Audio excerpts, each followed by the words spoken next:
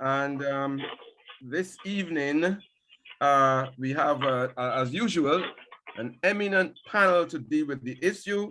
And the subject is, how much is the church doing to help rescue at-risk men? And with us this evening are Magistrate Graveney Bannister, who is also a preacher, a priest, and also Pastor Roger Husbands, who's the Director of Drug Education and Counseling Services. And he deals very close to the ground with our young people in all aspects of their lives.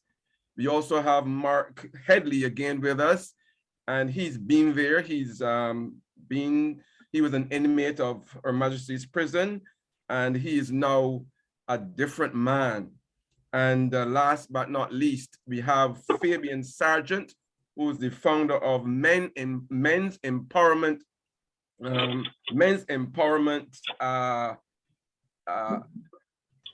Network Support. Men's Empowerment Network Support. That's Adrian Sargent with an A. Fabian. So, gentlemen, let's start on the right foot and let's start with prayer. And we'll ask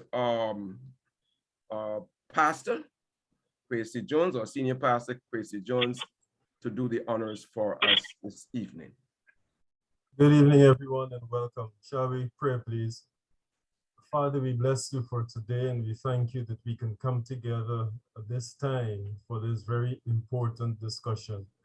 I pray that even as you lead these eminent panelists to think and reflect and respond to the questions and queries that we may have, that even as a church, as a religious body, as a community that is interested in ensuring that our men achieve their potential in you, we will take what is said here today and be able to apply it to our lives individually and collectively, so that our men would be strengthened. Not only men who are here outside of the justice system, as it were, but men that we visit from time to time who are incarcerated. I pray, God, that the full benefit of this session will just not be for those of us who can walk down the road or drive or swim, but for those who are unable to do this even now because of bad decisions. I thank you, God, for each person, and I thank you for our brother Emmanuel that has put it all together.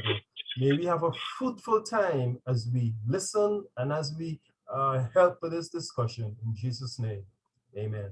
Amen. Amen. Thank you very much. So, first of all, I want to tell you that this panel discussion is brought to you by the men's ministry of the Cave-Hill Wesleyan Holiness Church.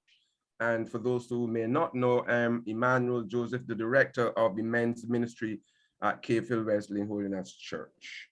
So, gentlemen, let's get going. So, each of you is expected to make an opening statement regarding your work, particularly as it relates to this topic. And you have at least 2 minutes or so, or a minute and a half. You can put it all together. And we'll start with Fabian Sargent. Hello, good evening. I know you would call my name for some reason. I just said I have to go for the Bahrain. But first, let me thank the Cave-Hill Wesleyan Holiness Church for putting together such an important discussion. I think that for some reason, the whole concept of men empowerment is growing, and I think it is growing in places where it needs to grow. You know, we need to plant the seeds in specific places, and I guess at some point we will see a lot more fruit. And I want to stress on a lot more, because we do have fruit, even though sometimes you may stress on the thorn. Sometimes we do have fruit that is bearing. And I think that we really need to pay attention to those positives. Again, my name is Fabian Sargent, founder and president of Men Empowerment Network Support. We are an organization that really focuses on the social, emotional learning of men. We seek to empower men and pretty much get men thinking differently. We believe that a lot of the issues that men experience in their adulthood pretty much stemmed from issues in their childhood and pretty much in their adolescenthood as well. So we try to get men to see themselves in a different light, understand their strengths, understand their potential, and to set goals and understand their purpose in life. At present, we have our men's talk as well, which is the last Saturday of each month, which is a men-only event, face-to-face, where we allow men to come out and express themselves. We speak not only on issues, but also areas of successes, and where we can celebrate men and validate men, because oftentimes the discussion is always around issues. When you hear men, you think about the issues that come along with the whole concept of man or manhood or even masculinity. But we also try to focus on the positives, as I mentioned earlier, and try to get men really validating themselves and seeing themselves in a different way. We have a young men's program also. As I said, we try to work with adolescents. We believe in dealing with the issues at the core.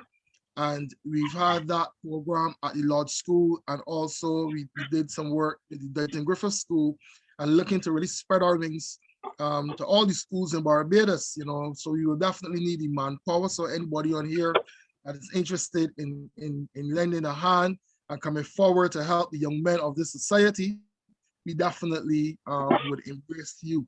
And we have a counseling program, and I can go on and on. Emmanuel says speak about our work in 2 minutes, which is kind of impossible. But I'll leave it there, and as the discussion unfolds, I would really want to touch on some real pertinent areas.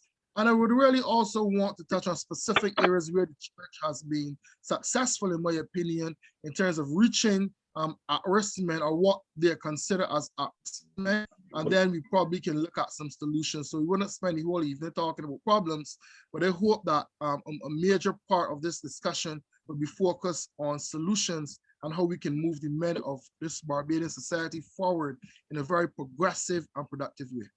Thank you so much. And definitely, this is also a solutions-oriented arrangement. I am a solutions person, so yes, we'll be looking at solutions. And I want at this time to welcome members of the media who've joined us as well. We invited members of the media to spread the word far and near and far. And I see Mark. I want to get to Mark next. Mark Headley. Mark.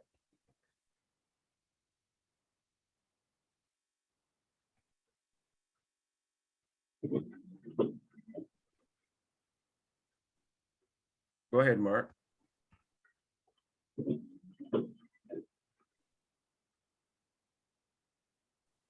You're muted.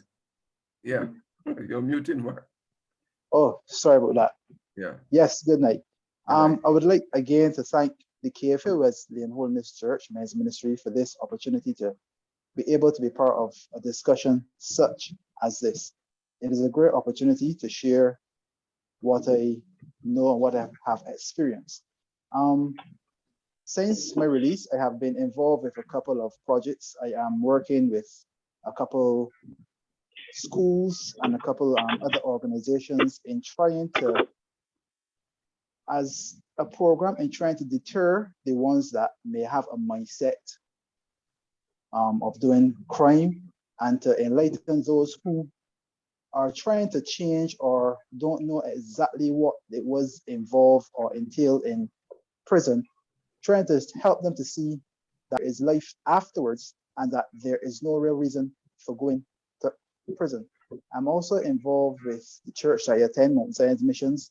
We have a couple programs. One is Values Influencing Peers. It is a program where it involves counseling, involves motivating and spiritual guidance to young people, men involved, but it's for the whole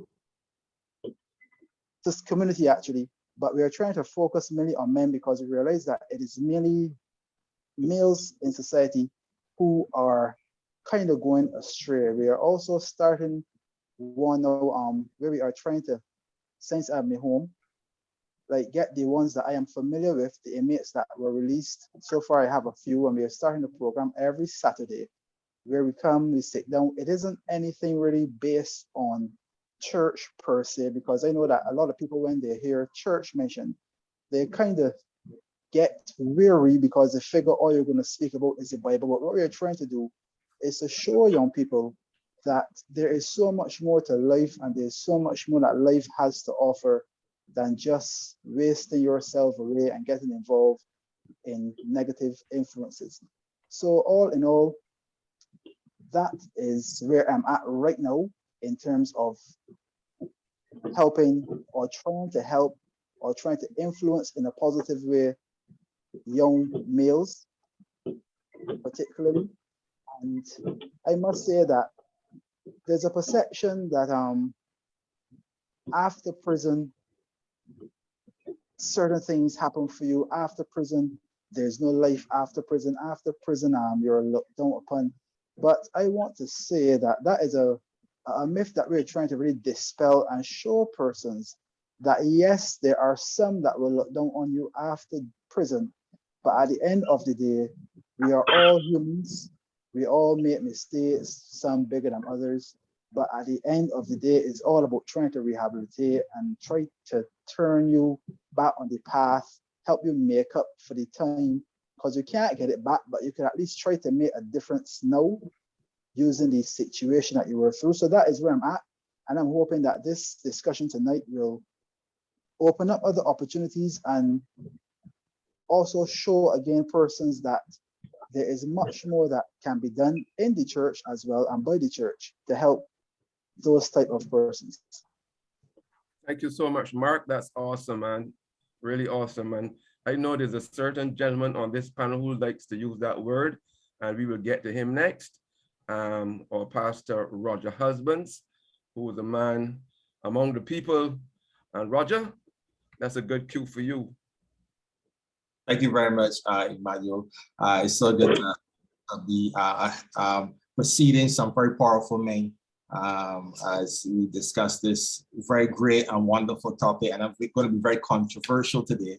I hope that you would not mind. I want to pay tribute to your pastor, Pastor Jones, and all the members of the KFL Wesleyan and all the panelists, especially Magistrate Bannister, who is a colleague in working with us in helping us to open the St. Lucie branch at their church there in St. Witten's in Villages in St. Lucie.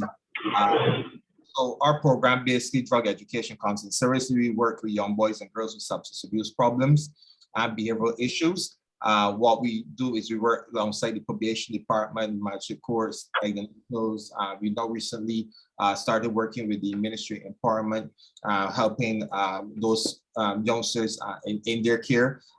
We receive cases from police, people walking. Our ages are under the age of 25.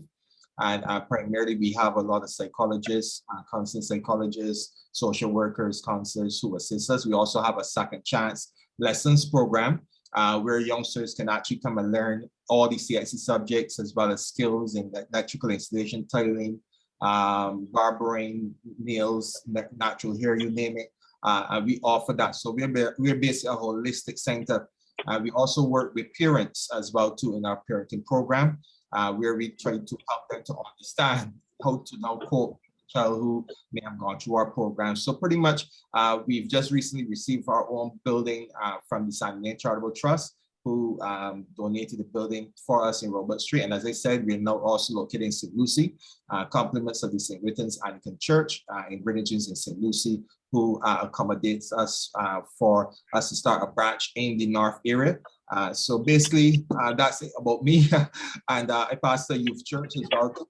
And I am very excited to be on the panel today, and I'm very honored to be here among these distinguished guests. Thank you so much.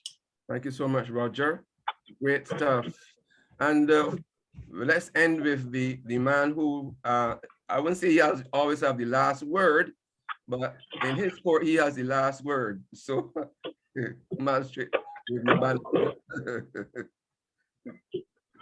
Good night, panel. Good night, Emmanuel. Thank you very much for the invitation that's been extended to me and to your church. my wife, and all the other members of the panel. Good night.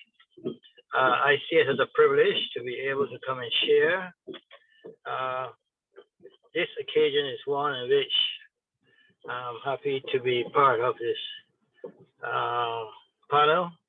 I've worked with Pastor Roger in setting up the facility at St. Lucie. I'm happy I'm able to accommodate him. We think that there's a need for more facilities such as this, especially throughout the island of Barbados, especially in the absence of a drug court, a functioning drug court. Quite often we have so many of our young males who need that direction and that guidance. So I think that he's performing a very honorable role in providing these services for the courts, an invaluable service, and hoping to get some of our young men back on track who have fallen off the wagon. There's a need for more mentors in Barbados, in my view, for males, positive mentors, both in sports and in the community. And I'm very grateful of the association with him and the link that we have formed over the past few weeks. It was in fruition for some time, and I'm happy to see that it has come about recently. I'll be more than happy if we can have it extended to the rest of Barbados. I act as magistrate in coroner's court and juvenile court, and quite often I get a chance to ask the children, "Where's your father? Could you bring your father next sit-in so I can have a chat with him?" There's always a problem with absent fathers or fathers who are not around or not performing their duties, and the number of men who are at risk. So this topic is very, very, very crucial at this juncture. This topic deals with the issue of men who have been isolated for one reason or the other, men who have not had the opportunities in terms of education to excel, men who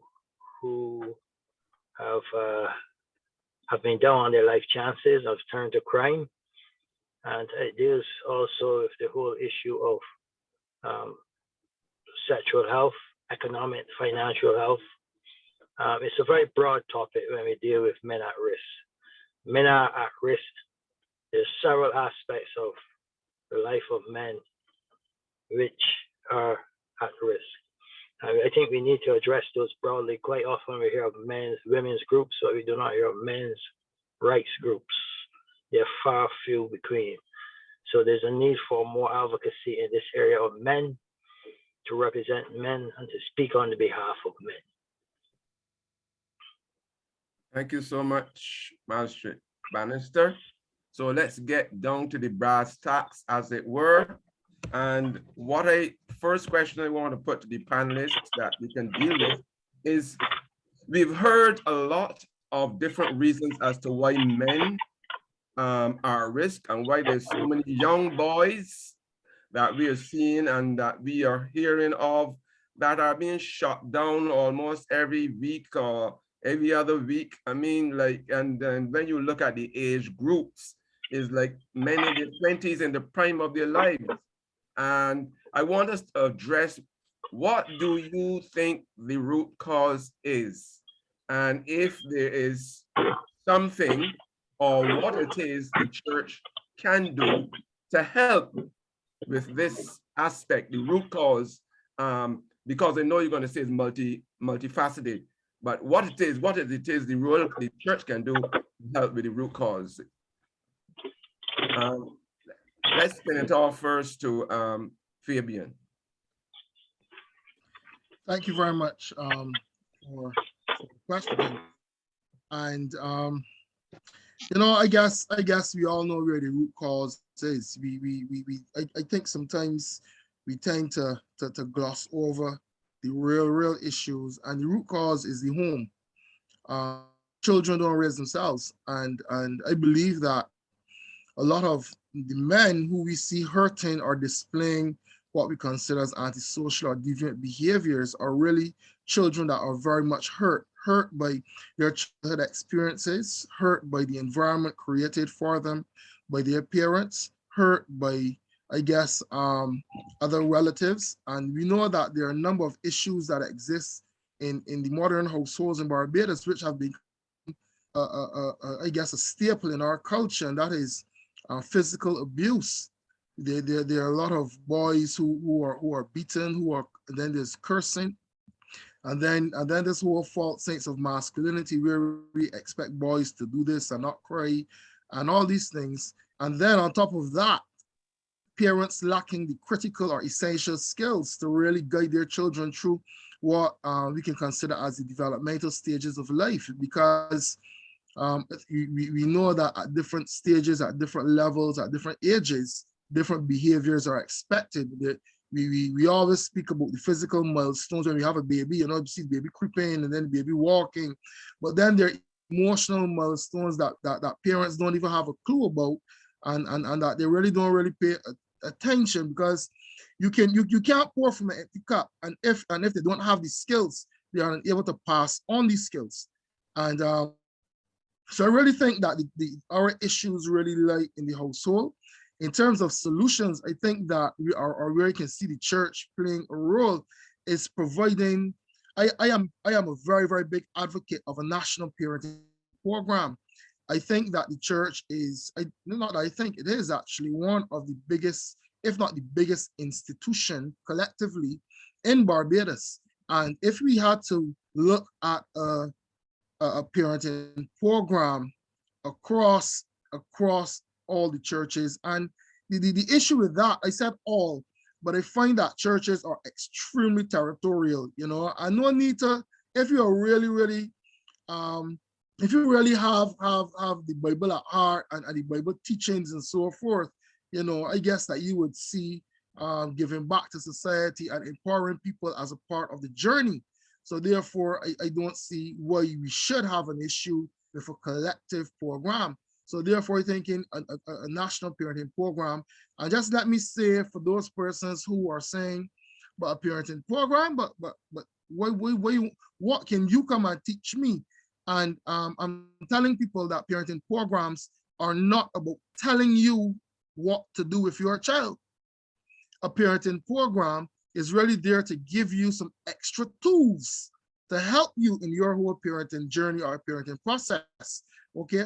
Because sometimes as a parent, you can only parent based on what you have learned, your experiences, and what your own perceptions and beliefs and values, But then sometimes someone can come and probably enlighten you on a skill that can complement your already existing skills, and even help you as an individual to understand yourself in the whole journey, because that's where it really starts. It's not about just doing these things and then you go back home and you're going to be a master at it.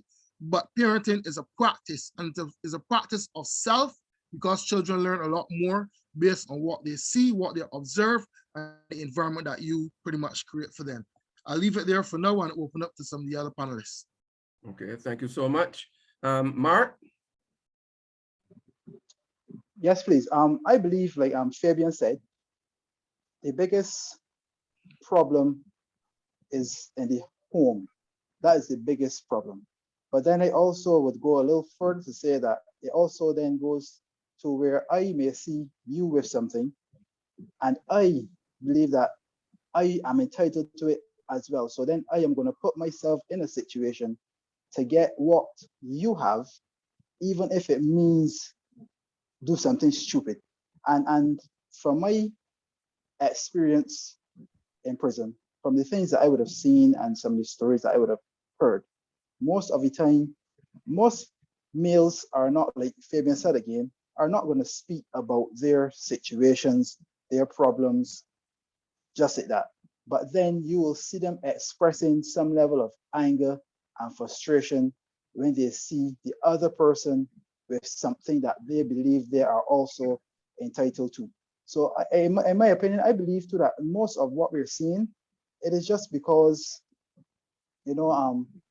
persons are not really in tune to the way that they really are supposed to go. They're not really in tune to what benefits or what it is that really lies out there for them. And for me, I believe the church sometimes, just sometimes, I know this may be a little controversial, but I believe sometimes the church also plays a role in facilitating that frustration. Some churches, not all, because I am familiar with situations where I myself, I would have, when I had my bail, I would have called a certain church for their assistance. And the person said to me, well, they're not in a position to assist because obviously we never tell you go to prison. That's a long, short story. So then I am familiar with stories of people who their families were big in church and they would have gone to the church to get help and the church would have told them the same thing. So then that too causes a level of, so when you see the youngsters hear this response from their family, then they make up in their mind, well, this is what's gonna happen. If X happened for me, well, Y got to happen. But yes, it starts for the home because even if the brain was of such that they knew the benefits, they knew how to prioritize, they knew the principles of life, I believe that even in making those simple decisions, they would know, well, this isn't right. And then if they had the male factor in their life, well, then these things won't happen either, because obviously if there's a mother and two daughters or two sisters and a male, he is looked upon as the one that is supposed to be bringing the money. So he's not going to feel good. And again, these are things that I would have experienced, would have heard. So he's not going to feel good knowing that his sisters are going out there doing hair and doing nails and making money, but because he went to school and didn't learn anything much or anything at all, he can't get a job. So he is going to resort then to do what he believes is right. Again, because the male factor was missing, wasn't there to really show that individual, that male, that youngster, what it is to be a man, what a man's role is, and how to achieve the things he's supposed to achieve. So yes, the family is a major issue right now, but also the individual lack of respect for himself, just looking to benefit the fast way. Thank you so much, Mark. And that was really an eye-opener, because here is someone who's speaking from experience and what you've seen and experienced, and that is very important. Roger? Okay, yes, all right, so I'm gonna spring it a little bit here. The church itself, I believe that all churches should have resource facilities or resource organizations. A church has to understand, when I talk about church, I'm talking about the building, I'm talking about the organization of the church, and not necessarily a person. And I think that the organization called church should have resource number, because everybody that sits in church is not qualified to do a task. And therefore, churches have to understand the importance of the men's empowerment with Fabian Sargent. They got to understand Ambrose Carter, Amar Apartment Center, my program. There are many church-based programs out there that are faith-based that churches need to come alongside of, because at the end of the day, they're going to need these organizations who have trained and persons who are qualified in the areas. A church cannot do it on its own. Anytime a church decides that it can do everything on its own, it will start to defeat the task of the kingdom. Because at the end of the day, we are a part of the church. We are all a part of the church. We all have the resources. How could a hand say that I don't need the foot, and the foot said I don't need the, all kind of thing? If not, you got chaos and confusion. And churches need to come alongside these organizations, not only to support them financially, but also to support them in terms of maybe training their members in the church, maybe linking up with main organizations to see how we can empower men much better, because sometimes we need to learn how to balance it too. We have to teach people in church how to become productive in society. And there are organizations out there that I can tell you that are doing incredible work that the church needs to recognize. So until we can get churches across Barbados to have a directory, the government is doing it. The churches need to do it. The Wesleyan Holiness need to have a whole list. And I'm not too sure if you do have, but I know that you call on me at sometimes, you know, you call on Fabian, you call on different people at some time, but all churches need to have a directory of all these social services that they can tap into, that are have spiritual programs, that have wholesome programs that persons can go to. The other thing we got to ask ourselves, Emmanuel, what is a man? Because the reality is that man is going to change very soon. Man, who man is going to change, and it's going to be relevant based upon the time and the season that we are living in. And not all men out there, listen, we got men that they didn't know how to be a man because they were never taught how to be responsible, how to take care of family, how to take care of, how to marry a woman. We have the church talking about, you know, you should marry one woman. Who teaches that if you don't got a father around or examples around? Because sometimes at the end of the day, the church itself, sometimes we want the young men to come in the church. We want men in the church to be examples for the boys, but we got men in church who don't know what it is to be a man.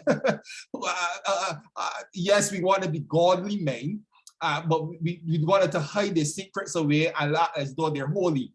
And so we're not dealing with the fundamental issues of what a man is and how men hide the issues and the problems so the boy don't know what's going on, and not dealing with the nitty-gritty stuff. So we got to ask ourselves, what is a man? How do we mentor men? How do we know? How do we get to the point where we tell men, you know, you need to be responsible? This is what Jesus, and the greatest person, let me just say, the greatest example of a man we have is Jesus. We don't got to look nowhere else. Teach the man Jesus and how Jesus lived on the earth and how he dealt with things as a man.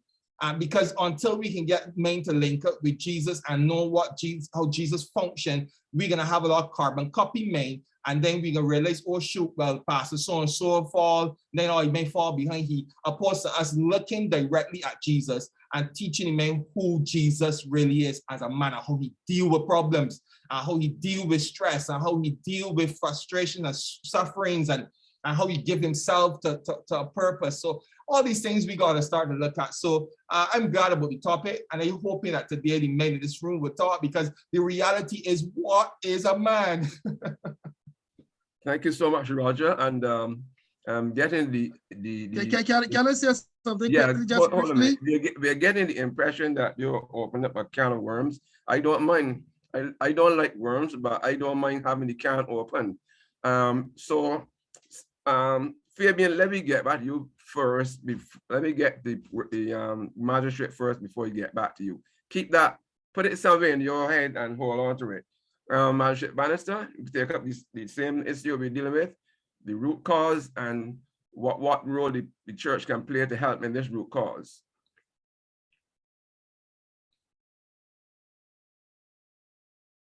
You, Magistrate Bannister, you're muted. All right, we'll get back to the magistrate. Fabian? Yes, I just wanted to flag, because Roger asked this question about what is a man. So I just wanted the audience to know that we at Men Empowerment Network Support, we have a discussion this Saturday looking at a contemporary approach to deconstructing manhood. You know, because this is a discussion that is continuous, it is ongoing, and there are many perspectives, there are many areas, and everybody believes that their perspective is a right perspective. So we will meet at the New Testament Church of God there, Mark, right there on River Road, 5:30 Saturday, so that we can really look at this topic in detail in terms of deconstructing the whole concept of manhood. So that's all I really want to say, just to piggyback on what Roger's question in terms of what is a man. We won't charge you for that. I see the magistrate is back. Okay, Magistrate Bannister. It's all the church, it's all the church, you see? You can pick up on the issue and the root cause and what role the church can play in helping to deal with the root cause of men at risk. or mute.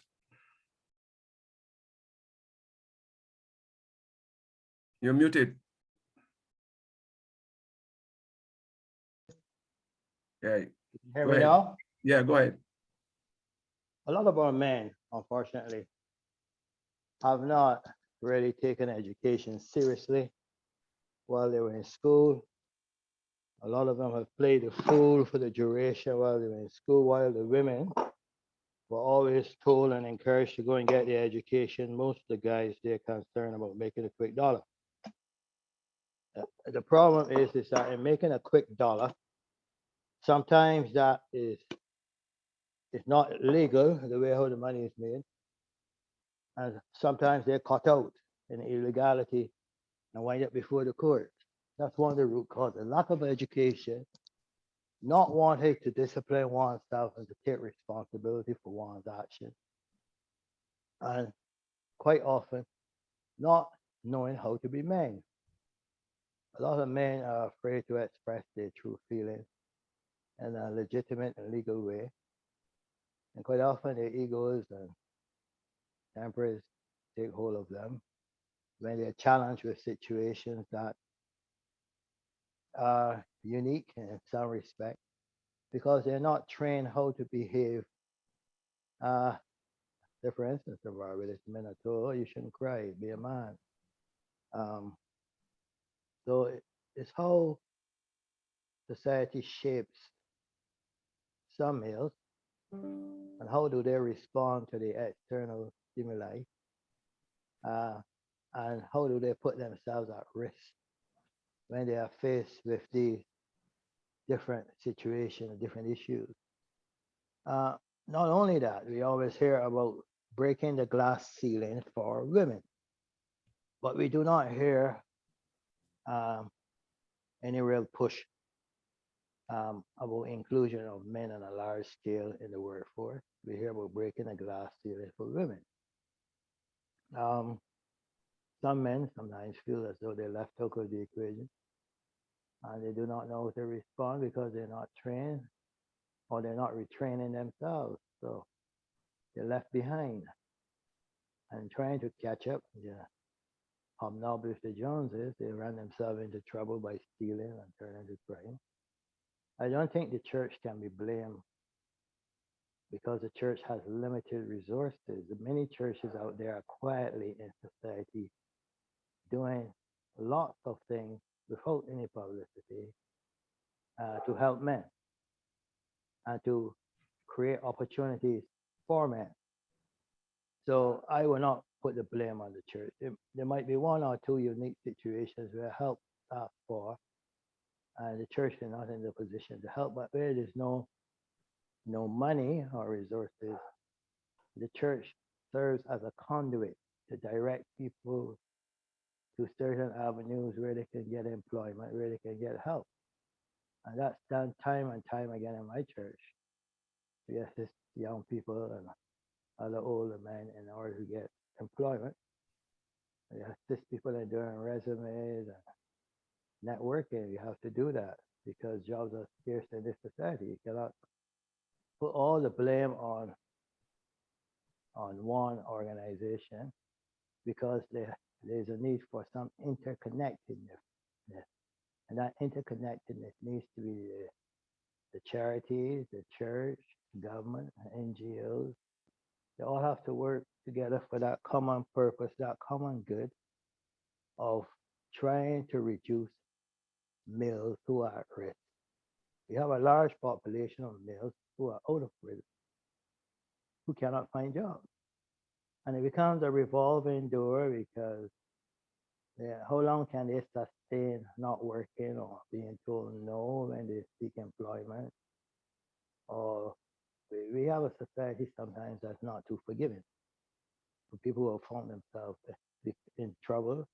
The society feels that people who have kept a clean record should be rewarded. That's a common feeling among some people. Unfortunately, there's that revolving door where men are at risk. So there's a need for support group and alternative ways to send us in and alternative ways to rehabilitation. I do strongly believe that there's a need for a halfway house where some males who get into trouble can work, serve their sentence in the community, support their families, rather than being incarcerated. That's one alternate way of dealing with the issue of sentencing and incarcerating people. What we can do is try to rehabilitate people, to find avenues where they can learn to work, learn to save, have their own bank account, learn a trade or skill. We need more of that. I do not think that we have in as much interest as we should have in that area in trying to propel people into skills and into areas where they're not academically inclined. Maybe a trade school would be good outside of the Samuel Jackman Prescott Polytechnic. Maybe a village trade school or some other, meeting them where they're at. That's my view. But Thank men you, are sir. at risk both economically, socially, spiritually, in terms of their mental health and sexual health. They are at risk on many fronts, and all these fronts need to be addressed. Thank you so much, Magistrate. I'm here smiling all the while because there's some very provocative exchanges in the chat going on here, but that would even be another subject. You're talking about men, what is a man, what makes a man, what does a man have to be married to be a man, and does marriage define a man, and who defines what a man is, and is really hot going on here in the chat. So what I want to ask right now is someone talked about, or I think it was Roger, about programs, the church working alongside the social groups. So my question to the panel is the church, generally speaking, as an organization, ill-equipped to do the job of helping at-risk men? I would say, for me, I would say no, they're not. Let me also pay homage. I just realized that my bishop is in the chat room, Bishop Salvin Braffett. Good evening to you, sir.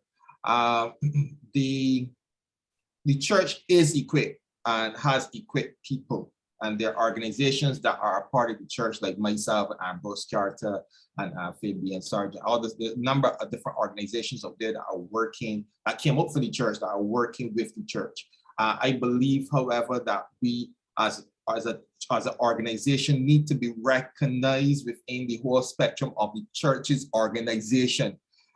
So things like assisting, you imagine how many, imagine there's so many charitable organizations that started from church that are no longer in existence due to finances, due to the fact that there have the resources, the people to assist, the volunteers, the building. You can imagine if we had a number of Reverend Bannisters across Barbados who would say, look, I have a building, I have a little storage room downstairs, you want to use that to conduct classes, you want to use that to conduct this and that. If we had those, and there are many churches across Barbados that got some big, massive buildings and a whole host of things that we as a charity are going to pay rent to do a service when we can use a church and it benefits the church. And so when churches come to the point where they can recognize how important I don't know if the correct word is paraclete church or faith-based organization, but the reality is that we are important as well. And we are the people who can work with the cases that some church folk don't want to deal with. So those fellas that, and let me be real, there are some people who will come into the church that church people cannot deal with. And so therefore, helping us to be the people to assist these men, especially these men who are at risk, is important. We have the skills, we have the qualifications, we have the people on board. We need the church to give us volunteers. My God is gonna be, I know about Fabian, because Fabian's got a whole group of people but for me personally, I need volunteers. But then we ask the church to give them, they may got the main to say, because the main active in choir, the main active in this, that, opposed to dealing with the main issues and helping the young men and mentoring young men. We got them in choir and drama. I'm not saying that these things are not important, But I'm saying to you, the more fundamental, important thing the church should focus on is how can we leave a legacy for the boys that are coming? How can we build a movement among the men, opposed to all these programs that we continue to have that really, after a while, the boys get so tired of programs, they leave the church and go fetting. And so we need to start to work on our church people, work on the young men and keep them in the church. How do we keep them in church? Give them mentors that will work with them, continually bringing in the, you know, the gangsters do. And I guess Mark will tell you, the gangsters and the prison men will tell you, look, you know what, they survive on the block because other men just work with them, other men just knock them, other men just respect them. If I'm hungry, you're gonna feed me. There's always that connection between a man and a man. And it's not, I'm not talking about homosexual, but I'm talking about the man and man influence that allows them to know that, look, you care about me, I can stick with you. You're my dog to the end, you're my nigger to the end. We need some niggers in the church to get together and connect, you know, and keep the youngsters in the church connected to different, opposed to drugs, connected to spirit, connected to what church is all about. And that is what we're missing in the church. Yeah. So I just want to say at this point in time, members who are, say, members of the audience, we'll be getting to you shortly, but let's flesh out this a little more. Fabian, you want to say something? But I want to say before Fabian say anything that there's a gentleman right here, the bishop. I didn't think he was so controversial. I thought he was really a conservative fella. But he put in some things in the chat here that changed my view of him. Not in a good way, that is.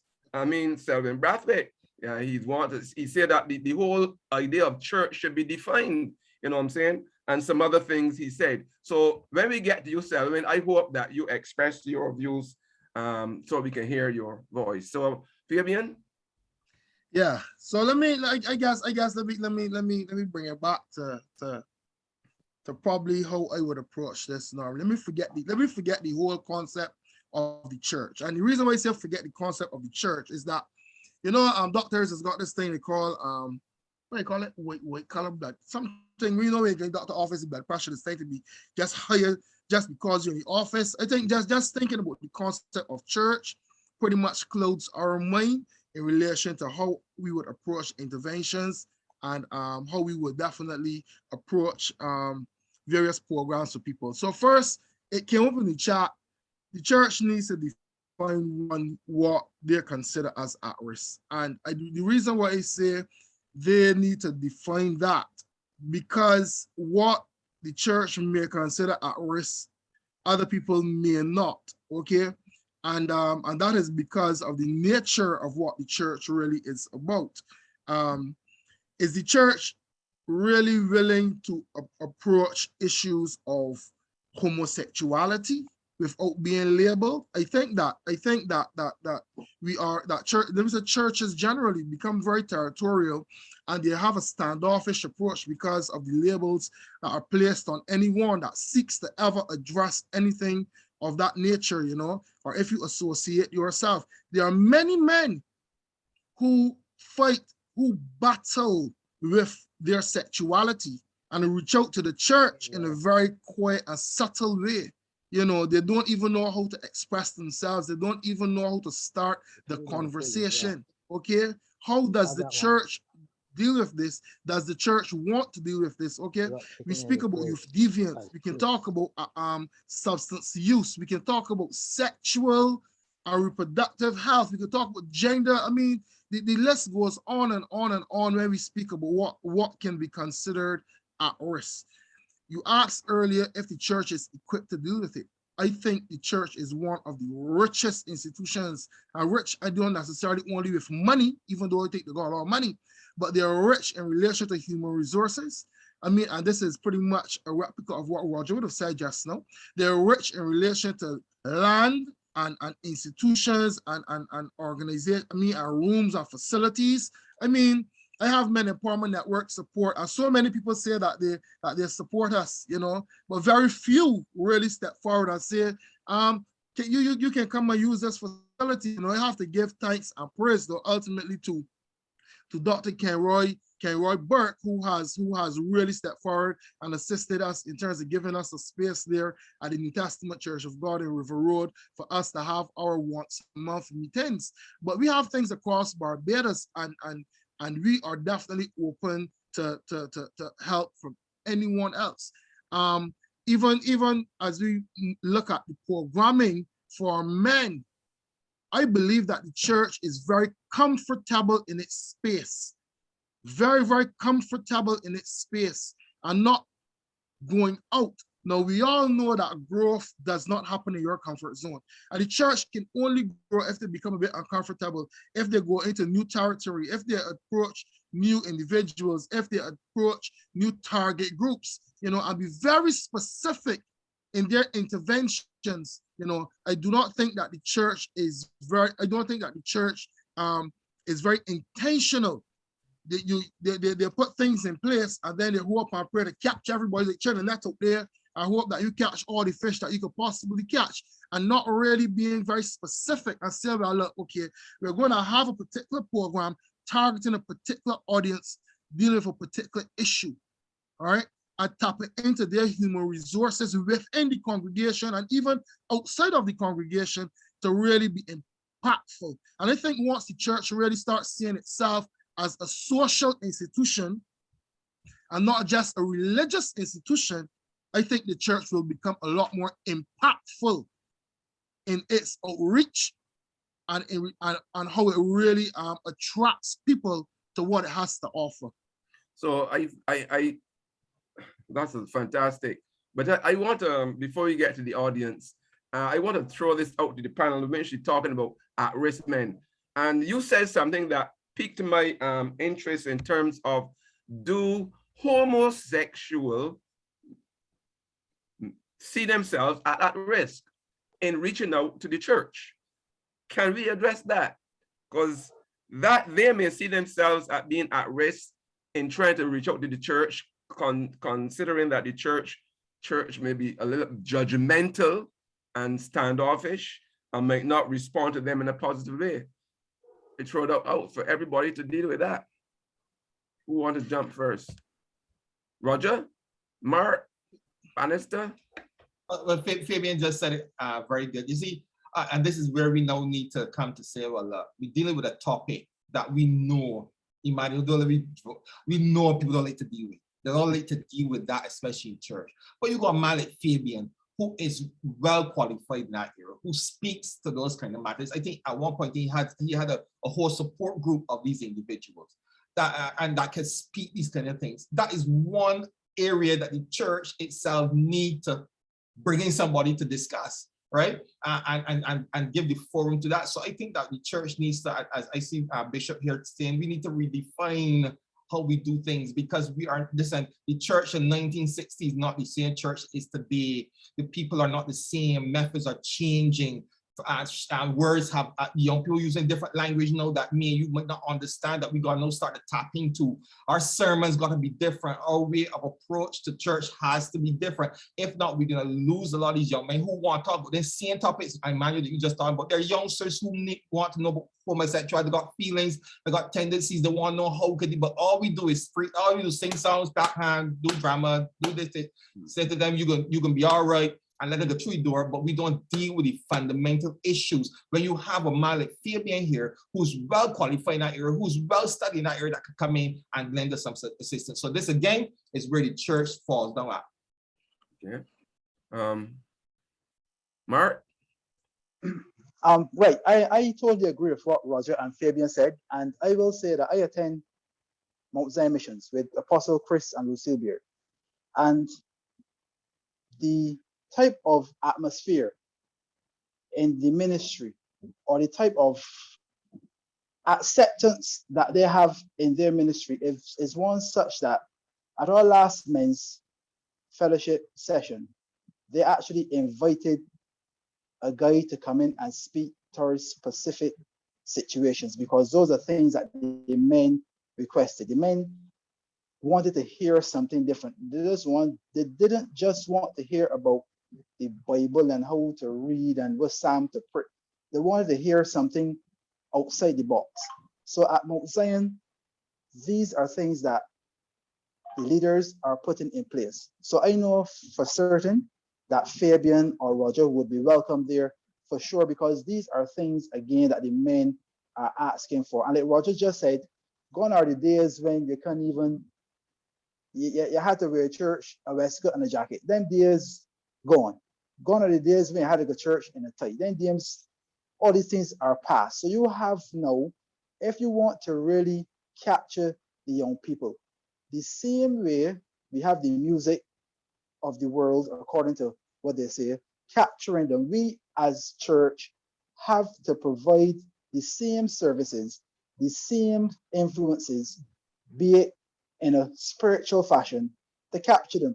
Because even at Mount Zion again, and I am just speaking about my ministry because that's where I worship, they go into Gall Hill. Actually, tomorrow night, they're going into Gall Hill to speak to the youth in Gall Hill. They're going to Chapman Lane. And these are what we know as trouble areas in Barbados. And when they go, they don't just speak about the Bible. They go on the block, they speak to the persons, hear what they have to say, and try to like really identify what is going on with them. So yes, I totally agree. The church has to make room for people to come in and speak to certain situations and certain problems faced in society. And I know for sure that that would make a great difference, because young men need positive influences in their life. And if you're trying to capture them, we have to provide those influences in the church. Thank you so much for that valuable contribution. Reverend Bannister, we want to hear from you on this before we go to the audience. Yeah. I do not agree that the church is doing little or nothing. As I said earlier, the churches in Barbados, the Anglican Church, I don't want to start naming, the Seventh-day Adventist Church, the Pilgrim Holiness Church, New Testament churches, a lot of these churches are doing things. The problem is that these things are not publicized. They're not made public. There's a culture that when you give, you don't, go on the soapbox and tell everybody. You do things privately, you do things discreetly. Some people are embarrassed if you help them and you go and you talk about it. So the church is playing its role. The churches throughout Barbados, I see from time to time they put on health programs, they have health guilds, they put on topics where doctors are invited or nurses are invited. Even during COVID, there were discussions on vaccine or whether or not the vaccine should be taken. Things, topical things that touch and concern the community. The church plays a vibrant role, and we cannot discount that role. I would say we can do more. We might not be able to do more in terms of resources, but we can do more in terms of time, in terms of counseling. There are many things that we can do and have been doing, which even though we might not have the money, there are very important resources that help shape and turn men away from crime, turn men away from risk. Having someone to speak to in a crisis, that's very important. A lot of people go around to the Catholic Church or go around to another church to speak to a priest when they're thinking of doing heinous crimes. Sometimes they confess. Sometimes they render assistance to the community by way of doing things. And I agree that you do not have necessarily to be involved in an assembly to be doing things. There are a number of men who do not come to church, but if the grass needs cutting, they're there. If the church needs painting, they're there. And eventually they will come. But what we need to do is to not ostracize people based on their past or their current situation or their social status. But what we should do is to try to help where we could help and see if we cannot help, if we can make referrals. And I think what is honorable is to do what we can do to make Barbados a better place, not only for women, but for men who seem to be falling between the cracks, as far as I'm concerned. The men are being left behind. So we have to find a way of reducing that risk where the men that are left behind turn to crime, and then society is totally unsafe. Thank you so much, Magistrate. Before we go to the audience, I just want to give a little example of when you change the approach, you don't change the message, but you change the approach to reaching out to young people, and you can get them into the fold. The KFL Wesleyan Holiness Church had an Easter service outdoors on Eden Lodge pasture. And it was a short service, and then we had some food, and then we had a kite flying competition. Out of that kite flying competition, we had a group of young men who came out to church on the Sunday, the following Sunday, right? Normally, if we had just gone out there and preaching to them guys, they wouldn't want to be listening to us. They wouldn't be checking for us at all. But they came and they got involved in the kite flying competition, and we befriended them, and we showed them that we cared, and we invited them to church, and they came out. The guys walked to church, and they were like between, I would say, 10 and probably 14 years old, right? And one of those guys, I'm told, is supposed to be a bad boy. But when I saw him in church, he was the most receptive one, right? So you have a different method and approach that you can get these youngsters involved rather than the old traditional way, because they're really checking for that, right? Audience now, since you've been writing so much in the chat, let me hear you now. Time for you to make your contributions, ask your questions or your short comments, please. Go ahead. Good night to everybody. Good night. Brave enough to open the batting and face this rough ass bowling here. Our education system, I have a problem with it. I did the British. My head is really hard, it's really stubborn too. But is it a case where we have a lot more female teachers that are taking care of the girls who seem to be a bit more socialized to be excellent, and we just leaving the boys behind hoping that they catch up? And then at 18 and 19 years old, they expect them to be a man that knows responsibility.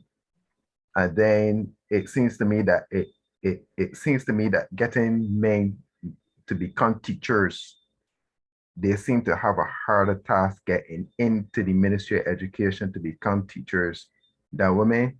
I don't know. I have a lot of great people here that could correct me on it, but it seems to me that from the very get-go, from nursery to tertiary level, the men are having a very hard time in trying to develop, because the system, the education system, in my opinion, is not really catering properly to our development. I could be wrong. I open to correction this evening. Okay, before you gentlemen jump in, let me get another one first from the audience. We want to get in as many as possible, you know. We have Sean, he has his hands up. Sean? Hi, good night. Actually, I was hoping to respond to the point the guy just made, or the question he just asked. And I want to take your mind back to maybe primary school. And there was a nursery rhyme that used to go something like this to make it wrong. What are little boys made of? Anybody know this little nursery rhyme? Yeah. Puppy Snips dog and tails. snails and Puppy dog tails. What are little girls made of? Spice and all things Sugar that and nice. spice and all that's All nice, things right? nice. So I am inclined to understand where the guy that was answering the question just now is coming from. Are we operating in a system that is not just created to help women to flourish, but to pull down men. Because I don't have a challenge with women flourishing. I don't have a challenge with it at all. My challenge comes when the system seems to want to pull down men in the process. Now let's look again, if you want to look at the psychology behind it now, because that was socialization just now. Psychology. It is a known fact that girls mature at a faster age than boys. True or false? True or false? Yeah. You know Right. that. True, most of the time. In most cases, no, I'm not talking about the exception to the rule. I'm talking about the rule. And the rule is that when 11, 12, a girl at 11, 12, or when a girl gets into secondary school at, let's say, 12, 13, where she is in terms of her emotional development, a boy might not be at 7, 8. But yet the system that we subscribe to, they examine boys and girls at the same age on the same criteria. Now they say you that the marking scheme may be a little different and so on and so forth. But I am concerned about this system. Now, let me switch to church quick because they got to soon leave work. So I was trying to get everything before I leave. I can try to listen when they're going home in the car.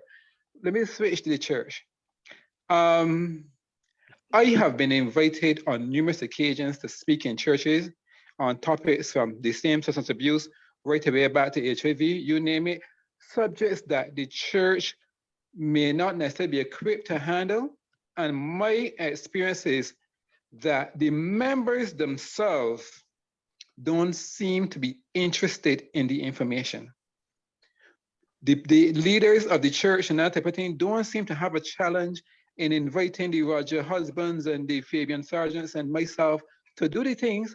But my experience, and they're talking about over 20 years of experience, is when the invitation is given, we can have a special discussion this evening on, let's say, the topic of HIV. Nobody ain't coming, nobody ain't want to hear no more. When they talk about the substance abuse, nobody ain't interested, nobody want to hear. No, Roger. Roger was talking about the main inquiry and that kind of thing, right? Plan a concert though. Plan a concert and see how many of them going to dress up and come out to support the concert. The whole feel-good experience, but something that gives them information and addresses social ills and topics that need to be discussed. Nobody interested in? I'll listen to the responses. Sean, it depends on how that information is delivered. It don't matter. We thought we have conditioned the church like this. We have done this to the church. We've created this mess, this monster that we have, that we attend these functions and we sing the best and we dress the best and all the, we place all the emphasis on that, Fabian. And we I agree with you, Roger. I agree. Issues, the fundamental things that make us people are productive people in society, and that's why we got so much problems, because the youngsters ain't got nobody to look up to. That's why the singers and the gangsters and things get the boys' attention, you know, because everybody just wants to be entertained. Nobody wants to be taught. Nobody don't really want to learn. They just want to be entertained. But that is what has been rammed down our throats for the last 15, 20 years in particular. We expect garbage in, garbage out. That's what they have been exposed to. Exactly. I want to address something here by Dean Squires in the chat, and I really want to commend Dean for the work that he has been doing with Combined Faith and using sports as a method of even ministering and getting young people involved in the church setting. And he's asking what area you find persons more passionate than sports, and he's correct. And in my profession as a youth officer, really, I've always believed that we have a lot of structured groups in Barbados. If you check the football association, the basketball association, and you can even go as far as the netball if you want to talk with the girls and swim. I mean, we have so many sporting clubs which are structured organizations, which have a collective group. And I don't think that we utilize these groups enough. I mean, yes, these young people meet for a specific sport, but if you become creative enough to use the sport or whatever their interests are as a pull factor, and then you pretty much then guide them towards a developmental program. I remember about near 20 years ago, Honorable Corey Lane. Me and Corey Lane worked very closely together all those years ago. And I took back in the day when Corey had his ranch at the bottom of University Hill. I used to take some young boys from Nelson Street, young boys, small church parents used to trust me, these boys, down there on the stables. And Mark Hill now, CEO of see, these men have elevated. All these years ago, Mark used to come down and got something called horse church. And we used to have church in the middle of the stable. All of these boys used to come down to ride horse and play with the horses and all of that. And Mark and his wife, praise God for them, used to cook 2 pots of food, like rice and gravy, and come down and bring down some lunch for these boys. And we would meet on the ranch, in the stables, and have horse church for about 20 youngsters who ordinarily would not attend church. Now, I will just give you a little more in relation to youth and church and my experience. So again, in my work, I had a responsibility of dealing with the church services. And these are catering to young people, near 500 young people sometimes, that when you do the interviews, you check the interviews, I can honestly say about 80, maybe even 90% of these young people did not pass through church, have not been to church in the last 10 years. Parents don't get them involved in church, okay?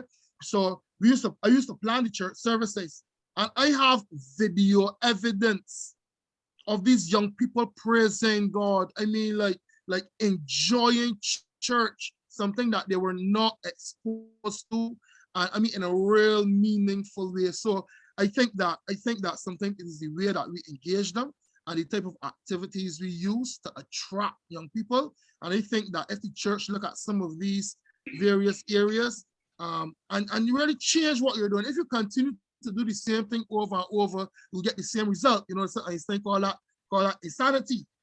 So the church, in my opinion, needs to shift, how it does stuff.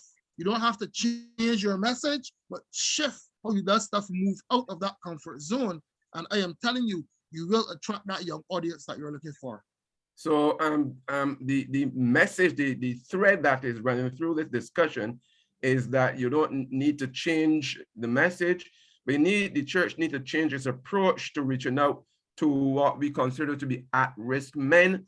And the chances are we will get to reach them and save. We can't save all of them, but we will be able to save a lot of them. Selwyn, your hands up. Go ahead, Selwyn, you're on mute, please.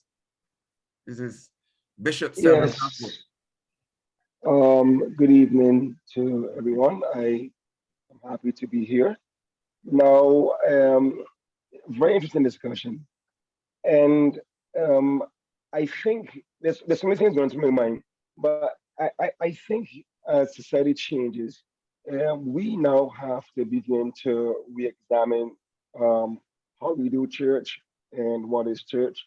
Let's begin to look back at our leader.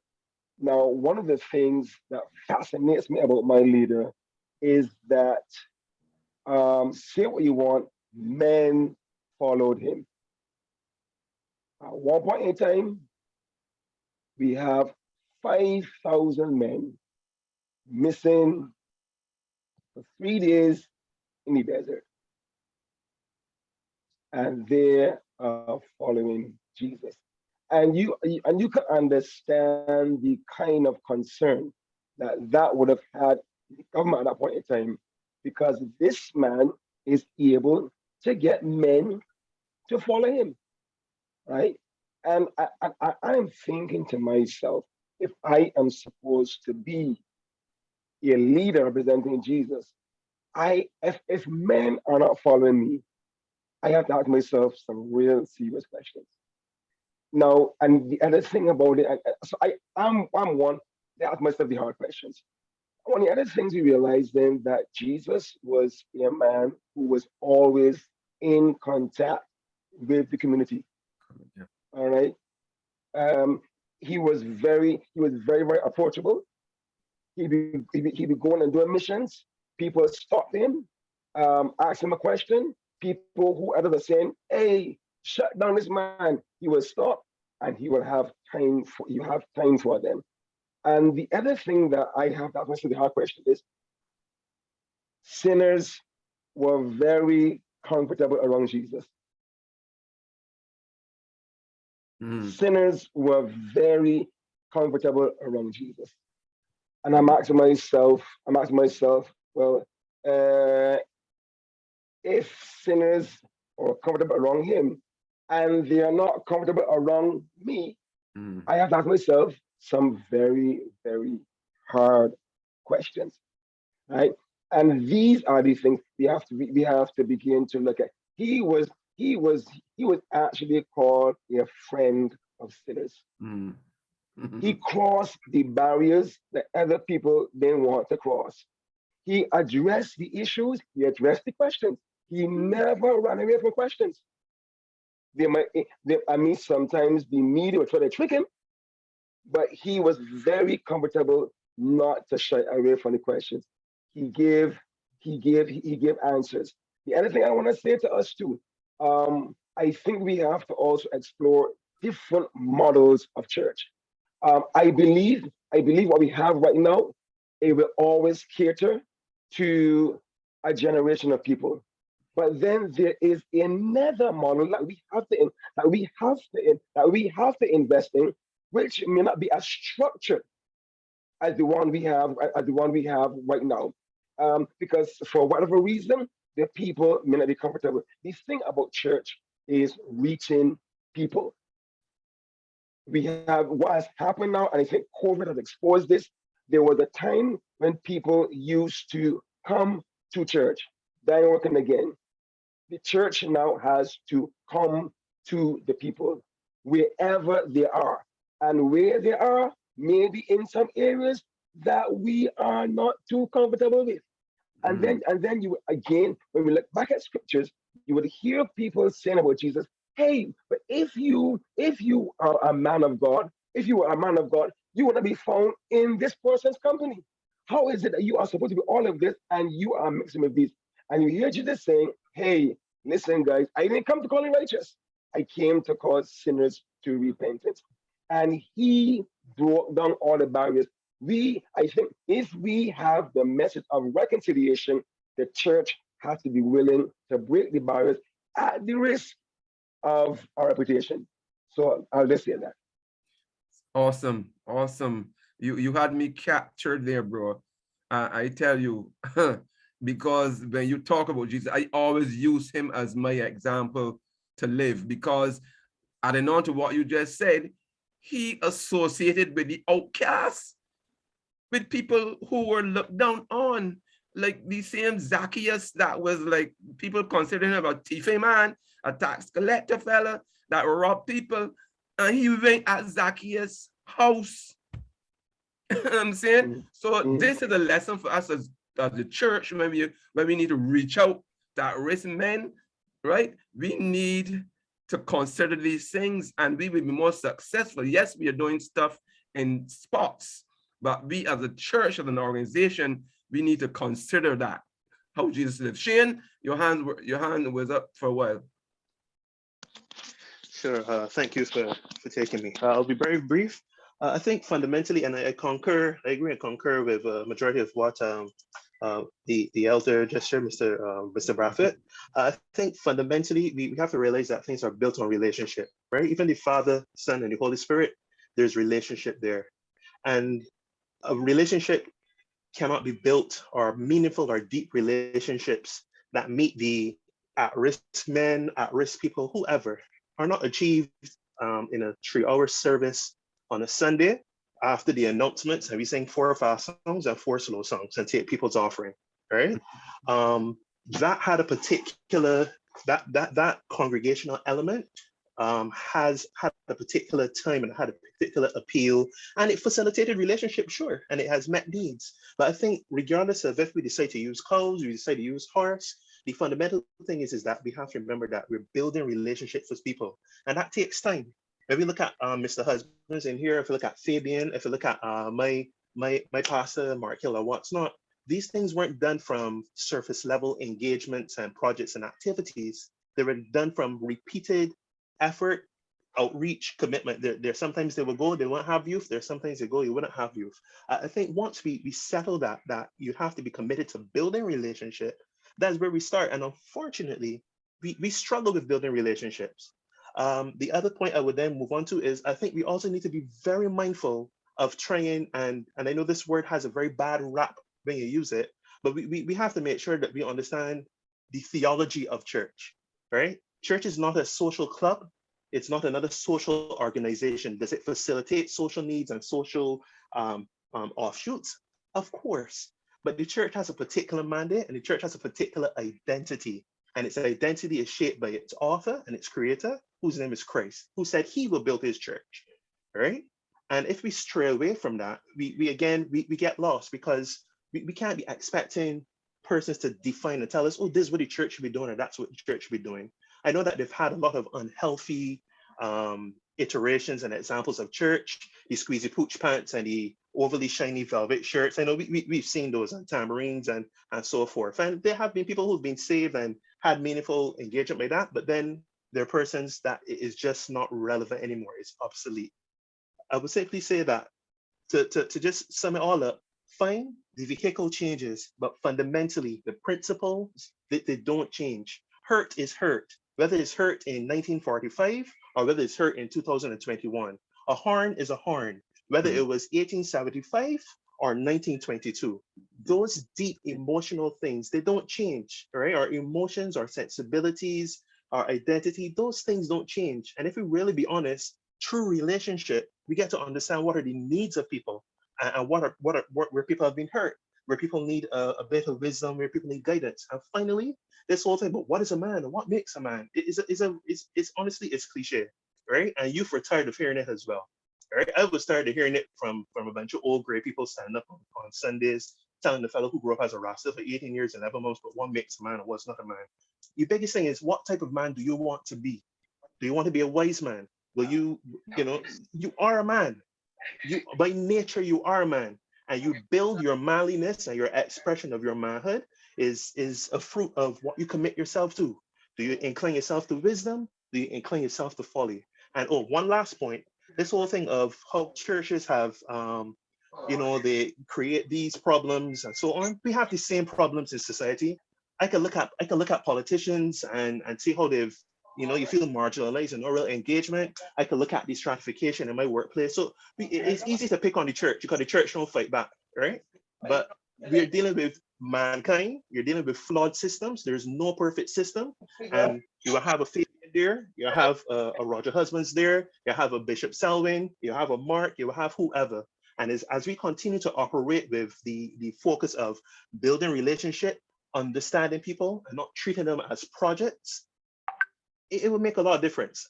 So I think we kind of exhausted all the different problems and so on. It'll be nice now if we could go into some of these solutions, or hear what somebody needs that men's or Roger Husbands and those guys have, and see how we can pull together, since we have persons who are not only believers, but also have, they've inclined themselves to study and committed themselves to their craft. I think we could go there, because otherwise we'll spend the rest of the night talking about this and that, the church this, the church that. Somebody sat there was solution minded. Let us go towards the solution aspect, in my humble opinion, of the segment.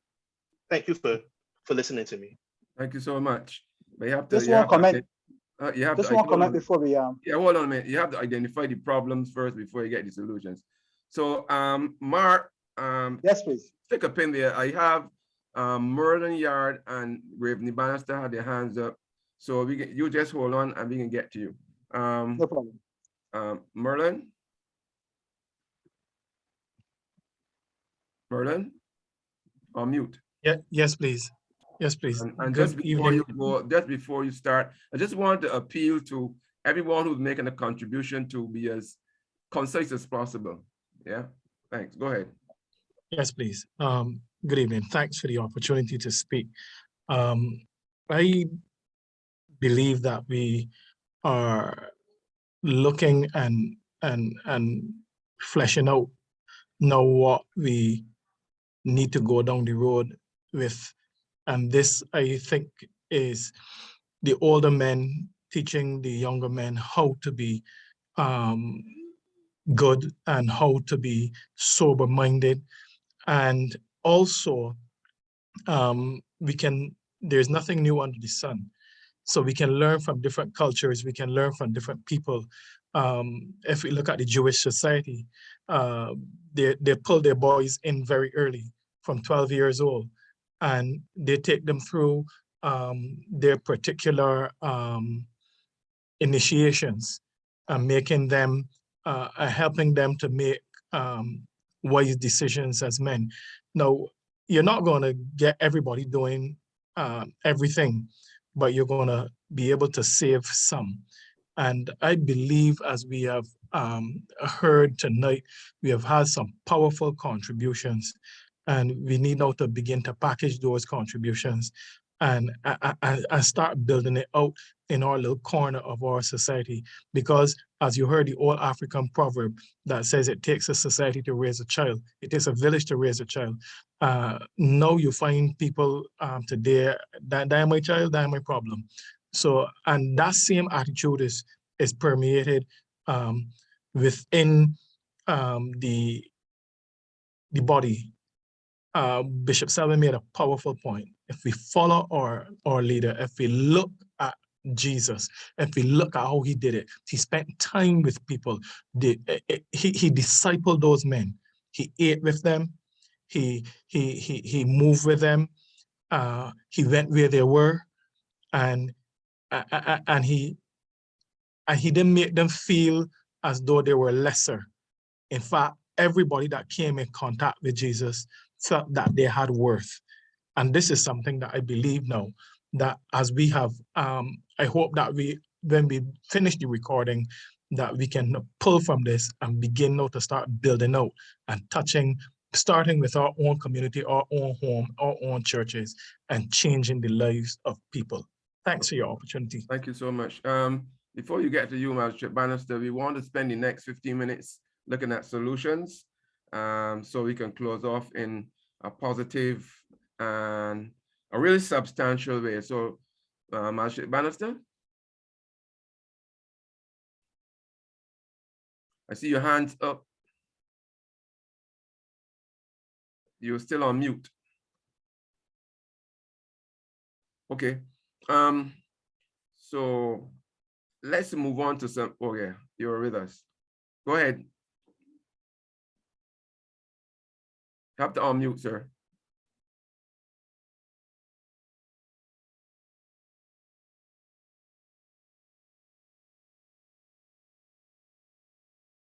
All right.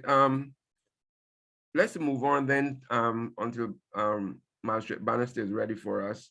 So any other solutions from our audience? I want to hear some on the way forward, how we move forward in respect of dealing with the issue of at-risk men, how we can help to rescue them, or at least some of them. I think I've okay, go ahead. I've mastered it. Okay, good. What I was going to say is we must first identify what the risks are that men face. I think right now in Barbados, we're having a large number of men who are committing suicide. I think depression is one of the risks that men face, health issues that they're facing. Apart from that, there is the feeling of not having any value or worth, unhealthy work settings, personal lifestyles, lack of awareness. A lot of these things are contributing to the deterioration of society and the risks. Once we can identify what the risks are, then we can use an educational approach towards educating men and informing them how they can avoid the risk. That will be what I have to say. We must first identify the risks. What are the primary risks and barriers that men face? Unemployment, health risk, lack of awareness, lack of education. And if we can address those, I don't think that the issue is all spirituality, because some of these people who are committing some of these crimes have had a grounding in spirituality. So we have to look and see why the incidence of suicide and depression so high among men, and how can we stave off that risk? That would be my contribution. Thank you so much. Anyone else want to hear some others from the audience? Yeah. I think Sean has his hand raised. Sean, I think he was up already. Sean, You has know, I spoken. raised it against saints. Oh, you raised it against saints? Okay. Yeah. Go ahead.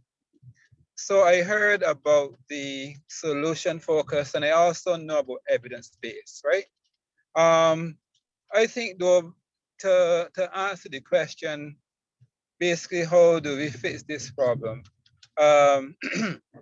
We have to give men a chance, and starting with men. Men have to give men a chance. So a man comes to you and speaks about the situation at home where he may be being harmed or whatever. The first, or even being beaten by your girlfriend. The first thing that most men would do is laugh and make sport, and or let's say you walk in a situation where your girlfriend may be sexually involved with another woman, and I've had this conversation with men, and it was a real situation. Man hurt him bad. He come home and found his girlfriend in a bed with another woman, and most of the men was, man, he's the idiot out of jumping and thing, making more a sport of the man hurt and pain and so on. Now tell me, if I suspect that you're gonna make fun of me when I come to you and my hurt and pain, I ain't gonna come to you. So if as men, we cannot be open-minded enough to another man when it comes to us in hurt and pain, how do we expect women, how do we expect the church, how do we expect society on the whole to do it if we can't do it with ourselves? So it starts with us men. We need to provide, as is happening with Men's, of which I am a proud member. We need to, and that's what Men's is about really, providing the safe space for other men to come and talk about some of the challenges they're going through, the harms that they get, and they cry bad like a little boy. And I say this, and I don't want to be ashamed to say, I remember when I get my first one at 16 years old, I cry bad. We need to create this space. Women, I was having this conversation just this week, earlier over the weekend, sorry. Women talk, men don't. We need to create a safe space where men can talk without feeling judged, without feeling belittled. When that is started among men, then we can get the society buying in. Thank you so much, Sean. John Knight, you have your hand up. Yes, good night. Good night. I was thinking that one of the things that we have to do is pay a lot of attention to Sunday school and make it more impactful. And we might probably have the children for an hour, but we can probably extend in terms of on Saturday, we can have programs for our young boys. And one of the reasons why I say that is because recently I encountered a young guy, and he's in full addiction now. And I spot him and asked him, I spot his dad and asked him to why don't I arrange to take him to rehab. And during the course, the point that I want to make, during the course of that conversation, he said that he was made to learn at a late stage that his son was involved in drugs from a primary school. So that is what is very important, that we have to target these children early and to make an impact in their lives from very, very early. Because the other people out there, that is where they are going. So it's very important that as the church and as community, I appreciate what the things that Dean does. We have to get these children very early, especially our young boys. Thank you very much, John. Darren? Yes, I agree strongly with all the comments there. All I have to say is that we need, I can't, John, you mentioned it correctly. We need to get our young boys mentored again. And let me tell you this, there are some mothers out there that are begging for a godly man to come along and help them raise their boy child, because they realize that as a mother they can only go so far and no further. That child needs a man, that mentoring, especially when it gets into the teenage years, which is a very volatile period. You're trying to find out your sense of purpose. You're trying to find out what you're good at, where you can get a job from. There's so many things that go through, and we really need to support each other. There are so many other ideas, but I'll let other people go for the sake of time. Thank you so much, Bishop Bradford. You have your hand up. On mute. Yeah. Yes, well, yes. Let me just rephrase this by saying one thing. One of the frustrating things that we happens here is that, we have forums like this, and then we talk a lot, but then the truth is, we don't have time, because what's going to happen is, to get these answers to these problems, it means then that we have to sacrifice some of our own agendas, forfeit some things that we go after to reach these people. And unless we're willing to do that, we will always come back to these forums. The question is, what am I willing to surrender to reach these? Very often they said we are packed. We are packed, and we don't have time. So I think this is what we have to begin to look at. But I'll just say, if we just begin to decide, let's connect. And I think we have to connect without an agenda. Very often when people see church folk coming, they suspect, hey, you know something, they just want to get converts. But I think if we just connect out of concern, and I think people still know when we are genuinely concerned about their needs. If we just connect, full stop. You don't have to come to my church. You have to tell me thanks. I am just concerned about you. I think if we start there, we will then begin to see the opportunities. We'll then begin to see the needs. You'll be amazed to know just one genuine conversation will provide opportunities for ministry. So let's stop shouting over the fence.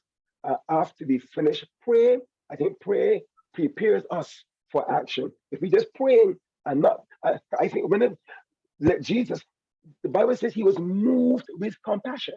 So therefore, until we get to that point where we are moved with compassion, that forces into action, we are not going to get any further. So just connect and hear the hearts of the people. Thanks. Thank you so much, Bishop. I'm going to take two more after Shane. You have your hand up, and keep it brief. Sure, yes, in the spirit of briefness, one of the aspects of the mosaic of men's problems is the ability to work, to provide, to have a job.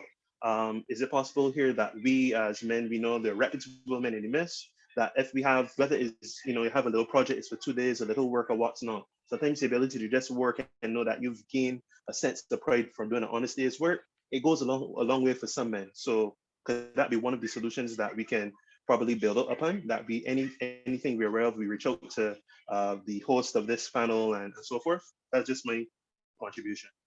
Thank you so much. Two more. quickly before we get the panelists to wrap up. Let's see. 2 more from the audience. Okay, going. Darren, you're back again. Yeah, the making money for men is a serious oxygen to the male ego. Making money, right? Not to be obsessed with it, but if a man cannot make money, I find that that's a real serious thing. Probably that is what accounts for a lot of suicides for this past COVID season, that ability not to make money. And making money for us might take a lot of time.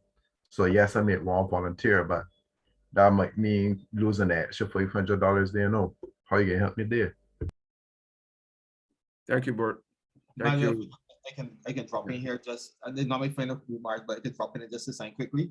Well, what you should do then is make that your parting shots. Somebody here, And then the others will follow. yeah, All right, so one more from the audience before we do the parting shots. Can I go? Yeah, go ahead. Yeah. Let me first say I thoroughly enjoyed listening into this discussion. But I think my word that keeps coming to me is engagement. I believe that it is necessary to engage. It is necessary to, if we're going to look at reaching people that are at risk, you have to know where they are. You have to be able to communicate with them. If we're not able to communicate, if we're not able to engage with them, we've lost them already. So I think my word there, as we look to really reach these at-risk persons is engagement. Before we try to plot their demise or plot what the direction that they should be going through, we need to be able to first and foremost engage with these persons, so that from there we're able to know where they are, know what their personal challenges are, and be able to go forward. Thank you so much, Chris. So, okay, Roger, you could start the parting shots. You have 45 seconds.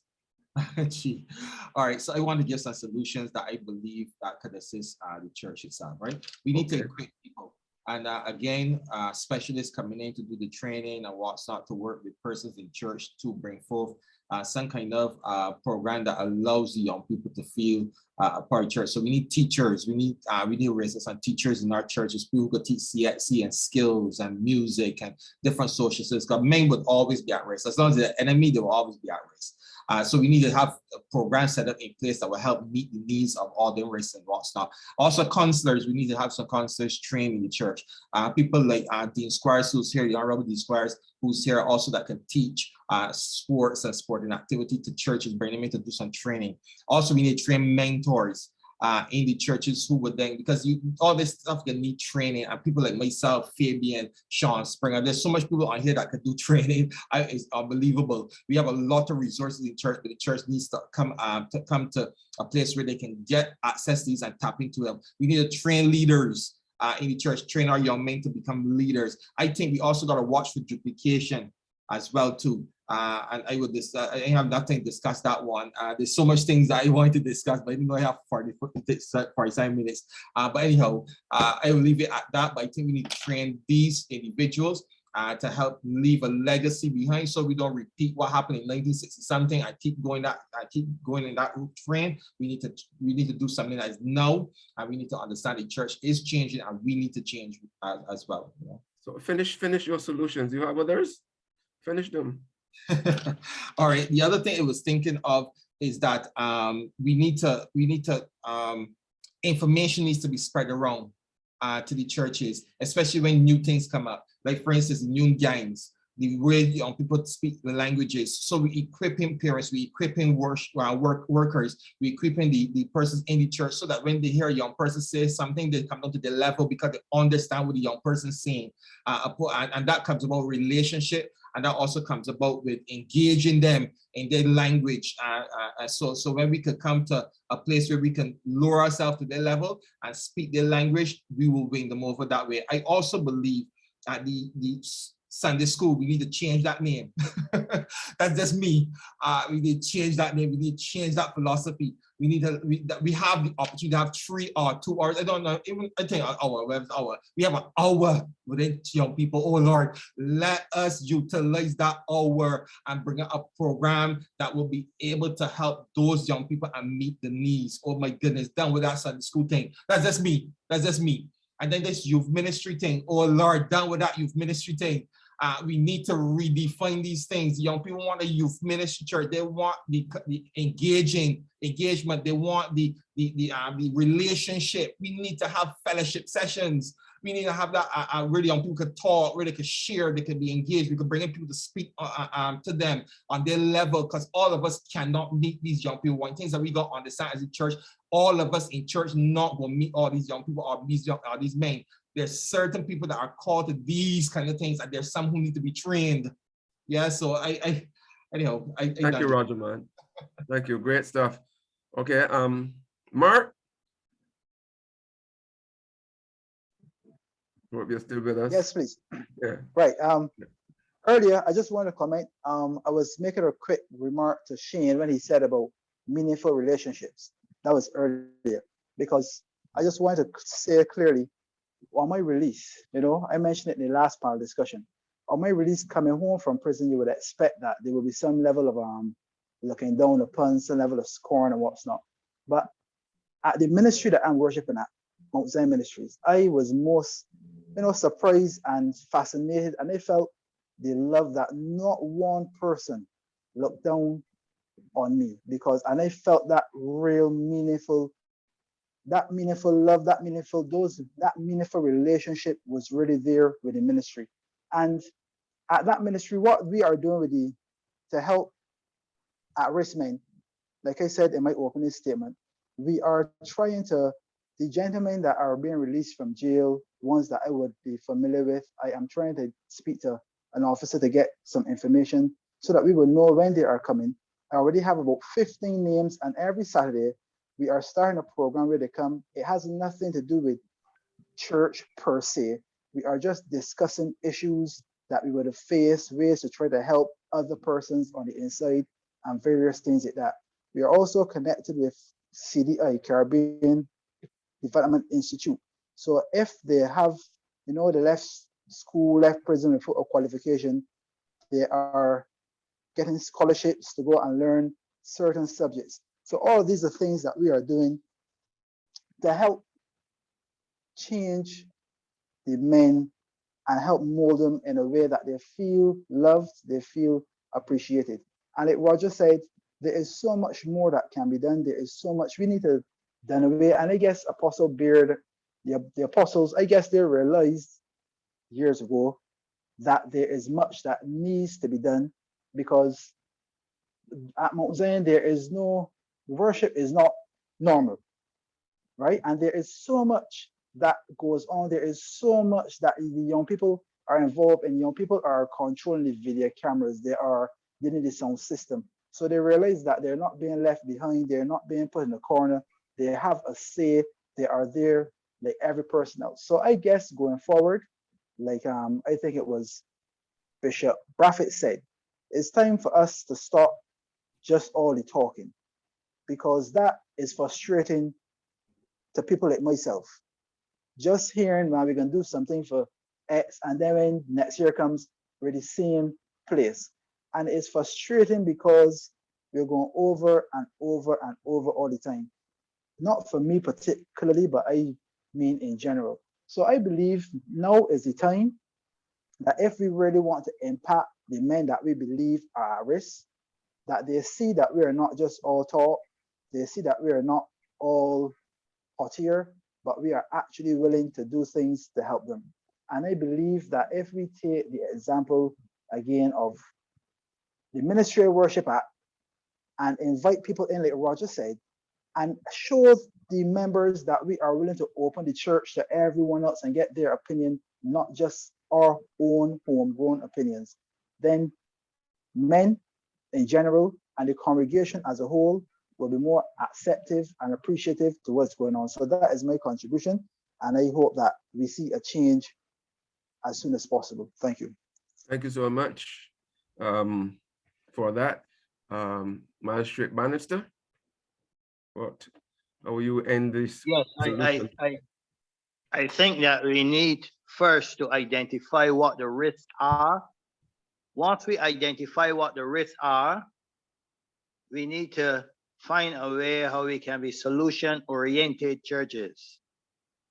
And that the church should exist not only within the four walls, but outside of the four walls, as Hans Kuhn said.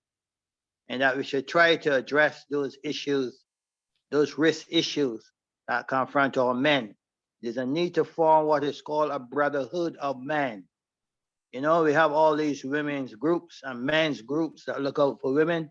We need to have a group or organization that we can come together as a brotherhood and look out for the interests of men so that men do not fall between the cracks. And those men who are lagging behind, we can push them and pull them along and encourage them. And I think that once we identify those risks and we do that, then we will see an overall change in our society, and that those men that were once ostracized will take their rightful place in society. That's my view. Thank you so much. Fabian? Yes, thanks for closing for me having to close off this time. I want to start my close off remarks by thanking all those persons that I say that are here tonight, especially those I can consider as part of my circle, because oftentimes we really don't congratulate or recognize persons who do a phenomenal job, particularly of young persons. And I really would like to start with Roger Husbands. Roger Husbands has been there for me and with me for many, many years. And he's also even one of those persons who offered Men Empowerment Network support to use his new facility for our men and for our meetings as well. So Roger, I hope to have you on that honorary list for National Heroes coming up. I really also want to thank Donaldo here. He is from the Bahamas. And then I can continue with Nigel Jules, you know, Dean Squires, Kia Stoke, Carlos, Fontana, Chris Nan, the psychologist, you know, Jerry Sean. I think the list goes on and on for all those persons that are actually here in this Zoom meeting tonight who make a meaningful contribution and impact young people every single day. And a lot of them are quiet in the work that they do. So I just really wanted to recognize them. As we move on in terms of solutions, and I'm going to keep it very simple because sometimes you try to reach so far and then you miss the entire bus. So one of the first solutions is pulling, I think Kia made that same recommendation here earlier in the chat, where we pull out, let's say, a think tank or select group of persons from this particular meeting who can look at strategies in terms of moving forward, how we can look at programs or so forth. So more like a think tank type of group from this same body of persons here in this session tonight. I also would like that group probably to look at men in terms of understanding the behaviors. We have to also understand the social determinants, even as it relates to mental health that was touched earlier by Mr. Bannister.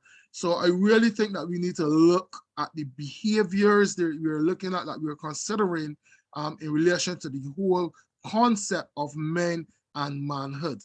The other one would be, I would encourage you guys here, if there are multiple churches, create a forum, create a meeting point, even if it is just one meeting a month or a quarter, for the men in your circle to come out and share. And I'm not talking about set it up and come and talk with God.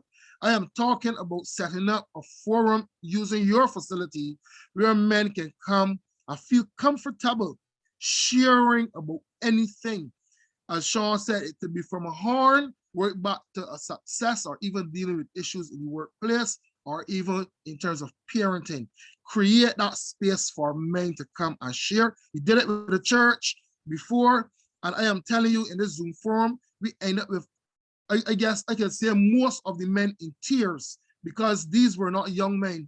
These are older men, and we always think that the younger men have issues and the older men are excluded. We had a lot of men who had issues of prostate and erectile dysfunction and relationships and financial issues and emotional issues, issues at home, issues with retirement.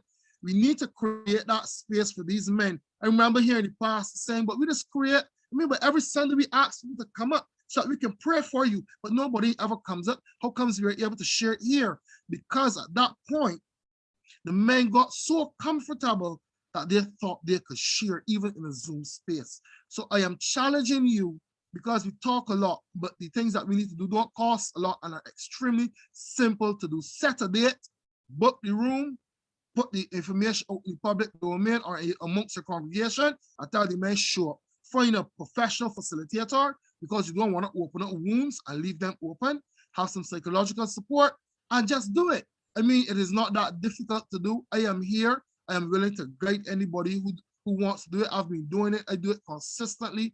We had a meeting at Roger. Roger could tell you how much men, the room the pack, room the full, you know, and all the men just want is a space to come out and share. And then finally, a parenting program. I say parenting because I also want to include the women in it. If you can go as far as having a fathering program, would be great. If you can only get the men to come out. If we can get the men to come out, then a fathering program will be phenomenal, okay? But outside of that, we need to have a parenting program. And men, understand that we cannot do it alone. We need women to help us. We need to encourage those women to come and help us plan these events, because men report planning events. So don't think that this is, although we're targeting men, that men must be the only persons doing it. I mean, my organization, Men Empowerment Network Support, we have a female on our executive, you know.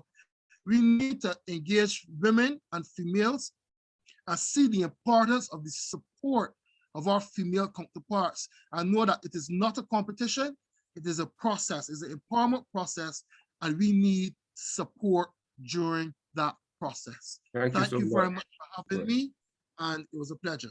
Thank you very much, gentlemen. And it was really eye-opening, enlightening, and we've had very good food for thought. So I want all you to have a really, really great night, what's left of it, and stand by for another call at some point in time that we may be re-engaged again later down. So I'll ask our senior pastor to close us in prayer. Thank you, Emmanuel. Thank you, panelists. Excellent session. We look forward to a follow-up at some point in time. Father, thank you for bringing us tonight and for the way in which you have used men to impact the lives of other men tonight. Lord, we recognize that this is not a sprint we run, perhaps not even a marathon, because it's not something that will come to an end until you take your church. And so as men, help us, God, to understand our role that we need to play in mentoring, in building relationships, in guiding, and cause us not, as your word says, to be weary in well-doing. I pray your blessings over the group on this platform tonight, that you would equip us as we avail ourselves to you for the tools, with the tools and the resources, both people and financial and otherwise, that are needed to bring change, visible and marked change in our society as we address the concerns of our men, and as we see them not only come to know Jesus as Savior, but to be all that you have created them to be. I pray your blessings over us as we go our separate ways tonight. And I ask, God, that your presence will just guide and keep us through days that are ahead. Be with us in Jesus' name. Amen. Quasi Jones. KWES. Thank you. Quasi Jones.